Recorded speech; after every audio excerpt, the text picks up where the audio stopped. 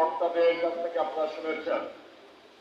প্রিয় ভাইয়েরা আমার, ওসমান হাদি গুলিবিদ্ধ হওয়ার পরে তারপর তাকে আমরা সকলেই চেয়েছি ওসমান হাদি আবার রাজপথে ফিরে আসুন, কিন্তু ওসমান হাদি তার চিকিৎসকরা জানিয়েছেন ওসমান হাদি সেই সিঙ্গাপুর থেকেও চিকিৎসা করার পরেও ওসমান হাদি আর ফিরে আসেননি।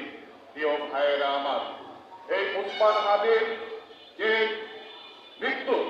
মৃত্যুকে কেন্দ্র করে একটি গোষ্ঠী আজকে আইনা লোটার চেষ্টা করছে। প্রিয় ভাইয়েরা আমার, আজকে আপনাদের কাছে প্রশ্ন করতে চাই, আজকে প্রথম আলো, এই নিউজটার ছায়ানট উদিচি, এদের কি অপরাধ? এরা কি কখনো অস্ত্র হাতে নিয়েছে? এরা কি কখনো বাংলাদেশের পরিস্থিতি অস্থিতিশীল করেছে? এরা বাংলাদেশের মুক্তিযুদ্ধের চেতনার আলোকে যে সংস্কৃতি, সেই সংস্কৃতিকে গড়ে তোলার একটি প্রতিষ্ঠান হিসেবে দাঁড়িয়েছে। আজকে ওই সাংবাদিকরা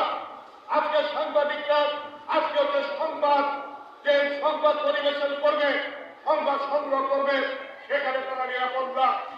আদালতে আপনারা জানেন, আপনাদের একটি স্কুল ছিল ছোট ছোট বাচ্চাদের, সেই স্কুলকে ভেঙে চূর্ণ করে দেওয়া হয়েছে। আজকে উদিচি অফিসে হামলা হয়েছে। আমি আপনাদের কাছে প্রশ্ন করতে চাই, আগেই ডিক্লেয়ার দিয়ে এই সমস্ত প্রতিষ্ঠানগুলিকে হামলা করেছে রাষ্ট্র এবং রাষ্ট্রের আইন শৃঙ্খলা পরিস্থিতি বাহিনী। এখানে কি করলো? এটা তো অতর্কিত হামলা নয়, এটা ডিক্লেয়ার করা। এই প্রতিষ্ঠানগুলিকে গুড়িয়ে দেবে, প্রতিষ্ঠানে হামলা করা হয়, আগুন দেওয়া হয়, এরপরে আইন শৃঙ্খলা বাহিনী এসে এখানে দেখে যায়, অন্যান্যদের মতোই দর্শকের ভূমিকা পালন করে।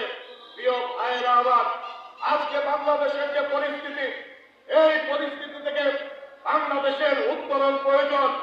ইন্টারিম সরকারকে বলবো, আর দর্শকের মতো চেয়ে থাকবেন না, এখান থেকে আইডেন্টিফাই করার মতো আপনাদের কাছে